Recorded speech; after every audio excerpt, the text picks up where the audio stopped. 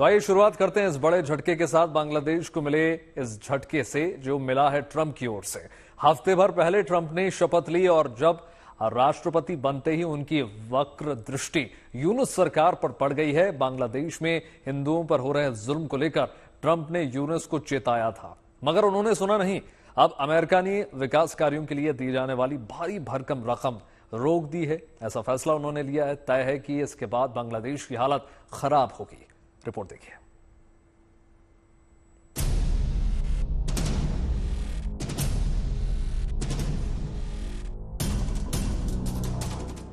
इस बात की चर्चा यूं ही नहीं थी कि ट्रंप जैसे ही कुर्सी संभालेंगे बांग्लादेश की यूनुस सरकार पर शिकंजा कसने लगेगा, और हुआ भी ठीक यही है। 20 जनवरी को ट्रंप ने राष्ट्रपति पद की शपथ ली।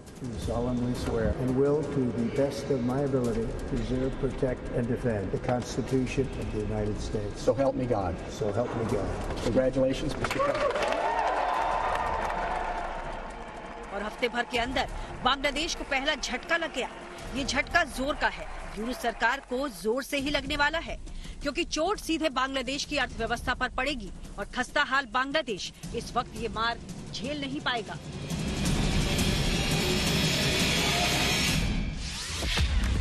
ट्रंप सरकार ने रविवार को बांग्लादेश को दी जाने वाली सभी तरह की मदद बंद करने का फैसला किया है। United states agency for international development यानी यूसेड ने बांग्लादेश में अपनी सभी परियोजनाओं को बंद करने का आदेश जारी किया है।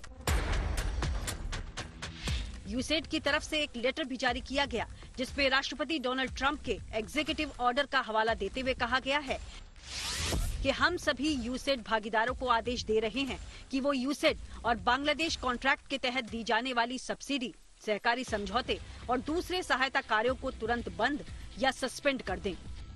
आपको बता दें कि सहायता बंद करने वाले देशों की फहरिस्त में अकेले बांग्लादेश नहीं, इससे पहले ट्रंप ने शुक्रवार से इस्राएल, मिस्र और फूड प्रोग्राम को छोड़कर विदेशी देशों को मिलने वाली सभी मदद पर रोक लगा दी है। खबर है कि अमेरिकी विदेश मंत्रालय के इस आदेश में गरीब देशों को मिलने वाली स्वास्थ्य मदद पर भी रोक लगा दी गई है। मगर बांग्लादेश को मदद करने वाले फैसले पर यूनुस सरकार को लेकर ट्रंप का सख्त रुख नजर आता है। ट्रंप ने अपने इलेक्शन कैंपेन के दौरान ही बांग्लादेश की अंतरिम सरकार पर तीखा हमला बोला था और हिंदुओं पर हो रहे हमले को लेकर सवाल उठाए थे। तब ट्रंप ने कहा था कि बांग्लादेश में भीड़ हिंदुओं पर हमला कर रही है, लूटपाट कर रही है, वहां अराजकता का माहौल है। मेरे कार्यकाल में ऐसा कभी भी नहीं होता। कमला और बाइडेन ने अमेरिका समेत पूरी दुनिया में हिंदुओं की अनदेखी की है। ट्रंप ने यूनुस के साथ अपने देश की डेमोक्रेट सरकार को भी कटघरे में खड़ा किया था। माना जाता है कि यूनुस अमेरिका की विपक्षी डेमोक्रेट पार्टी के समर्थक हैं। करीब 4 महीने जब वो यूएनजीए की मीटिंग में हिस्सा लेने गए थे, तब तत्कालीन राष्ट्रपति बाइडेन ने उन्हें गले लगाया था। लेकिन साफ है कि ट्रंप का फोकस बांग्लादेश में अल्पसंख्यक, खासकर हिंदुओं पर लगातार हो रहे हमले पर है। अमेरिकी सरकार की तरफ से मिलने वाली मदद रोककर उन्होंने यूनुस को मैसेज दे दिया है। आपको बता दें कि अमेरिका की यूसेड एजेंसी पूरी दुनिया में डेवलपमेंट के लिए मदद देती है। इसका मकसद लोकतंत्र को बढ़ावा देना और गरीबी कम करना है। ये एजेंसी सरकारों, एनजीओ, प्राइवेट सेक्टर्स और लोकल के साथ मिलकर काम करती है, जिसके लिए अमेरिकी संसद से पैसा मिलता है। ये हेल्थ, एजुकेशन, आर्थिक विकास, लोकतंत्र और आपदा में मदद करती है। अमेरिकी नीतियों को बढ़ावा देने के साथ ही ये एजेंसी अलग अलग समस्याओं को दूर करने में अहम भूमिका निभाती रही है। पर अब ट्रंप के सख्त रुख से बांग्लादेश के सामने बड़ा संकट खड़ा हो सकता है। ट्रंप ने जो भी सहायता दी है, ये साउथ एशिया का जो रीजन है, जहां पर बाकी मुल्क भी अपना इन्फ्लुएंस बढ़ाने की कोशिश में लगे हुए हैं। खासतर तौर पर इस्लामिक ताकतें लगी हुई हैं और उन ताकतों को चाइना से भी बढ़ावा मिल सकता है इस एरिया में। तो अगर देखा जाए तो इस सहायता के बदले में ये हो सकता है और काफी हद तक संभव है कि यूनुस बाकी मुल्कों की तरफ देखे हेल्प करने के लिए, खास तौर पर पाकिस्तान और चाइना। तो सहायता रोकने से मुझे कुछ फायदा नजर नहीं आता है। बस खाली यही लगता है कि बांग्लादेश और एक दूसरे खेमे में चला जाएगा। जानकार मान रहे हैं कि बांग्लादेश का आर्थिक मॉडल बुरी तरह से विफल हो गया है। वर्ल्ड बैंक ने साल 2024-25 के लिए बांग्लादेश के जीडीपी ग्रोथ का पूर्वानुमान 0.1% कर दिया है।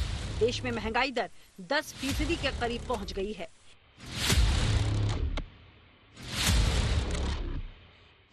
ऐसे में जब अमेरिकी मदद मिलनी बंद हो जाएगी तो बांग्लादेश भुखमरी की कगार पर पहुंच सकता है। हालांकि यूनुस खुद अर्थशास्त्र के जानकार हैं, पर उनके दौर में देश का बजट घाटा बढ़ता जा रहा है, विदेशी मुद्रा भंडार घटता जा रहा है, करेंसी की वैल्यू में भी लगातार गिरावट आ रही है।